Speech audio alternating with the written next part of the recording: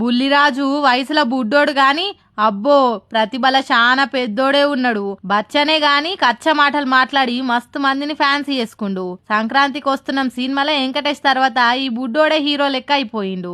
ఇక ఎంపీ సంతోష్ అన్న green India challenge గురించి తెలుసుకొని హైదరాబాద్ జర్నలిస్ట్ కాలనీలా మొక్క నాటిండి. ఇట్లా ఈ పిల్లగాడు చేసిన పని చూసి ఆ పిల్లగాని మాట తీరు చూసి నెటిజన్లు మస్తు మెచ్చుకుంటారు. ఇంత చిన్న వయసులో గంత పెద్ద తెలివి ఏడిది చిన్న అనుకుంటా తారీఫ్ చేయబట్టిండ్రు. నేను మీ సంక్రాంతికి వస్తున్నాం అనే మూవీలో చేసిన రేవంత్ని నేను మొక్కలు ఈ సక్సెస్ అయినందుకు నేను మొక్కలు నాటాను. మీరు మొత్తం మీ ఫ్యామిలీస్తో ఎన్ని నంబర్స్ అయితే ఉన్నారో అందరూ మొక్కలు నాటాలని మనస్ఫూర్తిగా కోరుకుంటున్నాను. ప్రతి ఒక్కళ్ళు